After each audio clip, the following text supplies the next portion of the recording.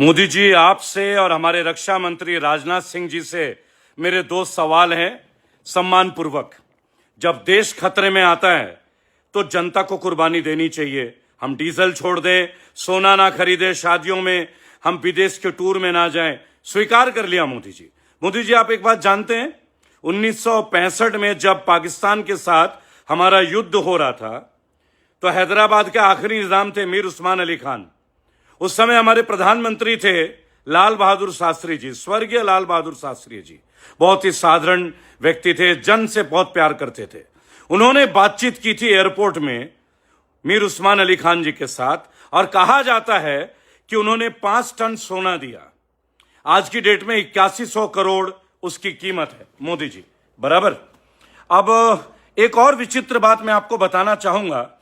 उन्हीं दौरान जो हमारे तिरुमला तिरुपति देवस्थानम है, देवस्थानम में 1.25 lakh gram gold, 1.25 lakh gram gold Modi ji उन्होंने नेशनल डिफेंस फंड को दिया।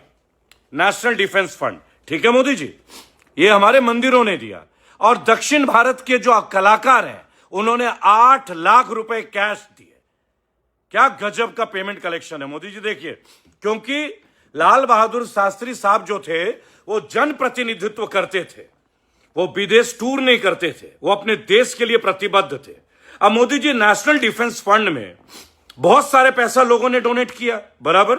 हमारे देवस्थानम ने, हमारे तमिलनाडु के एक्टर्स ने, हमारे आम जनता ने, और मीर उस्मान जी, ये तो मुसलमान थे, ऐसा सुना है, ऐसा कहा जाता है, बहुत सारी कहानियां हैं, बराबर। मोदी जी, आपका पीएम केयर फंड सर, उसकी तो आरटीआई नहीं लगती।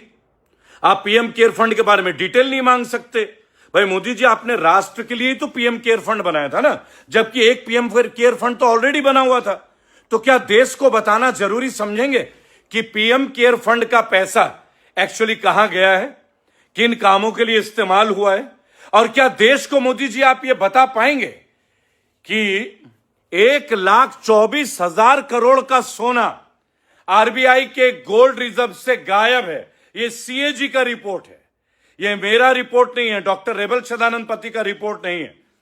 Lal Bahadur Shastri national defence fund के लिए कार्य करते थे, जिसकी जानकारी आज भी मिलती है।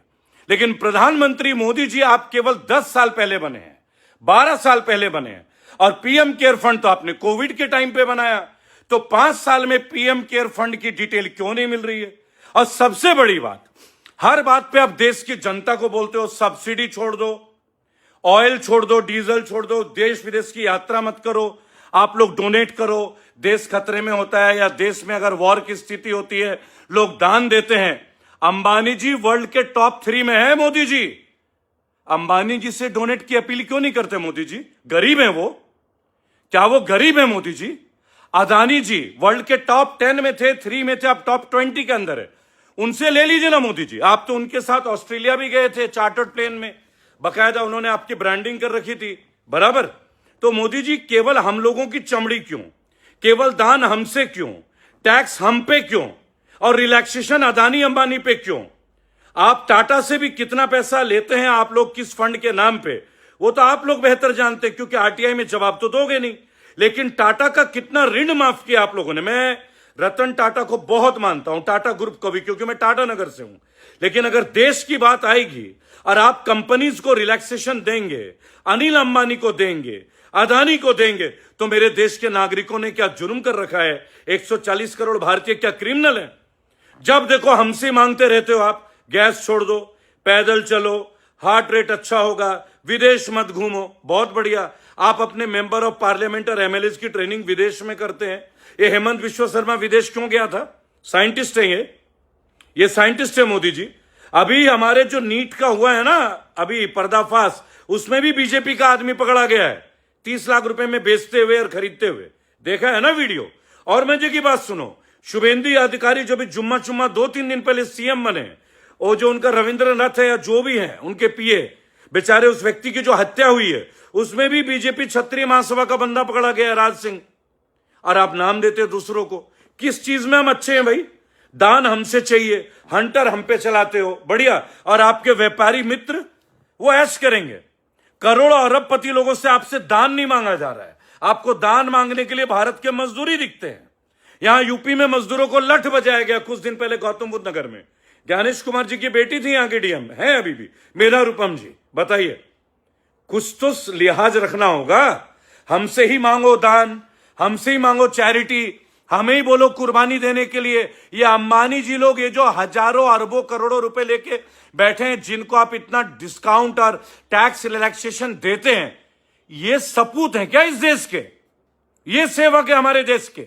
सीएजी का रिपोर्ट बता रहा है कि आर्मी वालों को बेसिक फैसिलिटी नहीं मिल रही है। ये मैं नहीं बोल रहा हूं, सीएजी का रिपोर्ट है कि सरकारी लोगों की तनख्वाह टाइम से नहीं मिल रही है।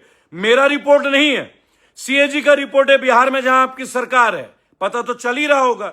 और सीएजी की रिपोर्ट भी, और एक और बता दूं आपको, प्रैक्टिकल रिपोर्ट, 10 साल में सबसे ज्यादा पुल किसी प्रधानमंत्री के राजपाट में अगर गिरा है तो वो श्री नरेंद्र मोदी जी हैं। गूगल करके देख लेना, गूगल करके देख लेना। बराबर। तो देश हित की बात कीजिए, पार्टी हित की नहीं, देश की बात कीजिए, किसी पार्टी के प्रतिनिधि को नहीं। ये देश सबका है। अब तो खुल के कहना होगा। अगर उस समय निजाम साहब 5,000 करोड़ की बात कर सकते थे, अंबानी अदानी जी कब करेंगे? और आप हिंदू राष्ट्र बनाने की बात करते हैं।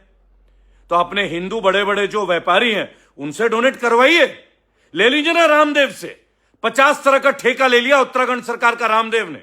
एक तो ऐसा ऑक्शन हुआ है जिसमें 3 कंपनी रामदेव की हैं, जो कि वायलेशन है, और उन्हीं को अलॉट कर दिया गया। बताइए, ये देश बहुत मुश्किल हाथों में है, सुरक्षित हाथों में नहीं है। 1,24,000 गोल्ड चौकीदार चुरा के ले गया। तुम चोर को ढूंढ रहे हो और चोर चौकीदार बना हुआ है। वंदे मातरम।